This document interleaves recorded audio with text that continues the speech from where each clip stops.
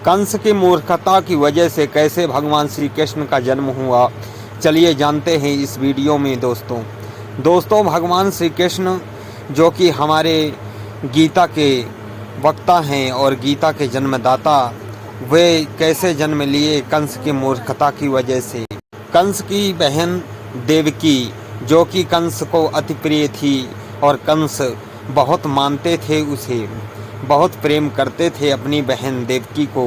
परंतु जब कंस की बहन देवकी का विवाह वसुदेव के साथ हो गया और वह विदा करने के लिए उन्हें डोली में बिठाकर जब कंस स्वयं लेकर रथ में बिठाकर जा रहा था, तभी बीच रास्ते में आकाशवाणी हो जाती है। आकाशवाणी में कहते हैं कि हे मूर्ख कंस, जिस बहन को लेकर तू जा रहा है इतना खुशी खुशी, वह मूर्ख तुम्हारे मृत्यु का कारण है। तब कंस घबरा जाता है। तभी एक आकाशवाणी और होती है कि हे मूर्ख कंस, जिस देवकी को तू लेके जा रहा है उसका 8वां पुत्र तेरी मौत बनेगा और तेरा काल बनकर आ रहा है, इस धरती पर आएगा और तू उसे ही ले जाकर खुशी खुशी विदा कर रहा है। तब कंस अपनी बहन देवकी को मारने के लिए उत्सुक हो जाता है और कहता है कि मैं इसका ही वध कर दूंगा, तो कैसे इसके कोख से जन्म लेगा बालक और कैसे मेरा वध होगा। परंतु वहाँ वसुदेव उसे कंस को रोक लेते हैं और कहते हैं कि हे भैया, अगर तुम इन्हें मार दोगे, अपनी सबसे प्रिय बहन को मार दोगे, यह तो अधर्म होगा। क्या पता कि इसके पुत्र होता है कि नहीं होता, और अगर होता भी है 8 पुत्र होंगे, परंतु मैं आपको वचन देता हूँ कि मैं सभी पुत्रों को आपके पास ले आऊँगा और आप उनका वध कर देना, क्योंकि आपको तो कष्ट देवकी के पुत्रों से है और देवकी से नहीं। और यह आकाशवाणी कहाँ तक सत्य है, यह भी तो सत्यता नहीं प्रकट होती। क्या पता 8 पुत्र होते हैं देवकी के कि नहीं होते। कंस को बहुत समझाते हैं वसुदेव, तब कंस के समझ आता है और कंस देवकी को तो छोड़ देता है, परंतु उन्हें वसुदेव और देवकी दोनों को बंदी बना लेता है और अपने राजगृह में ले आकर बंदी गृह में उन्हें रख देता है।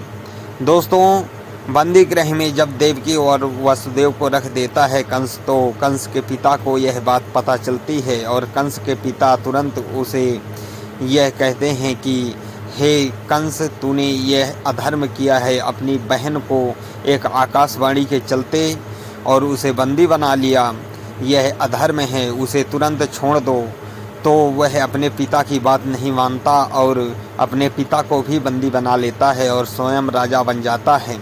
और वह एक आकाशवाणी की वजह से अपने बहन, अपने पिता और अपने बहनोई को बंदी बना लेता है। यही तो कंस की मूर्खता थी।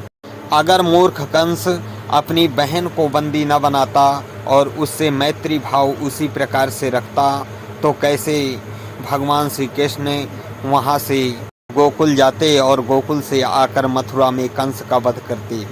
दोस्तों, इस प्रकार से बंदी बना लेता है और वसुदेव और देवकी के एक एक कर 7 पुत्रों का वध कर देता है। 7 पुत्रों के वध करने के बाद जब 8वें पुत्र पैदा होते हैं, वे भगवान कृष्ण होते हैं और भगवान कृष्ण को वसुदेव उन्हें अपनी टोकरी में बैठाकर गोकुल जाकर पहुंचा देते हैं नंद बाबा और यशोदा मैया के यहाँ, और उनके यहाँ पैदा हुई भगवान की माया जो कि एक पुत्री थी, उसे लेकर वह कारागृह में आ जाते हैं।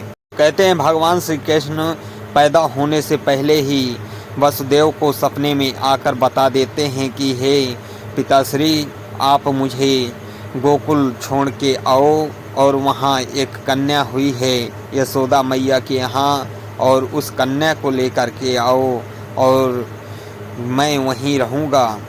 इस प्रकार से भगवान प्रकट होकर वसुदेव को सपने में बताते हैं और वसुदेव उठते हैं और सपने के रूप में ही जाते हैं और वहाँ से जाकर यशोदा मैया के यहाँ से बालिका को लेकर आ जाते हैं, जो कि भगवान की माया थी, और वे आती हैं जब कारागृह में।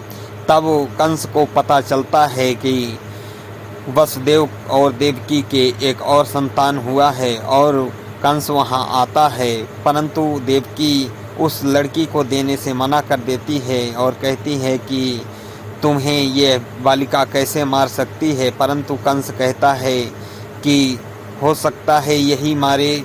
भगवान विष्णु के कई रूप हो सकते हैं। कैसे भगवान विष्णु ने मोहिनी रूप धारण करके, एक स्त्री का रूप धारण करके देवताओं का उद्धार किया था। यह सोचकर कंस उस लड़की को भी लेकर जाता है और पत्थर में जैसे ही पटकता है तो पटकने से पहले ही माया माता दुर्गा के रूप में खड़ी हो जाती हैं और कहती हैं कि हे मूर्ख कंस, तेरा वध करने वाला पैदा हो चुका है, तू मुझे क्यों मार रहा है। माया की इस कथन से कंस घबरा जाता है। दोस्तों, कंस चाहता तो अपनी बहन को कैद न करता और उससे मैत्री भाव उसी प्रकार से अपनी बहन को प्रिय मानता रहता, तो न भगवान कृष्ण अगर पैदा भी होते तो कंस को काहे को मारते। कंस विद्रोही प्रवृत्ति का हो गया और राक्षस रूप में आ गया। वह अपनी ही प्रजा को कष्ट देने लगा, इसलिए भगवान कृष्ण उसको मारने के लिए धरती पर आए। दोस्तों, मेरी यह वीडियो आप लोगों को कैसी लगी कमेंट बॉक्स में ज़रूर लिखें, और वीडियो अगर अच्छी लगी हो तो जय श्री कृष्णा, जय राधे राधे, जय मदन मोहन मुरारी ज़रूर लिखें।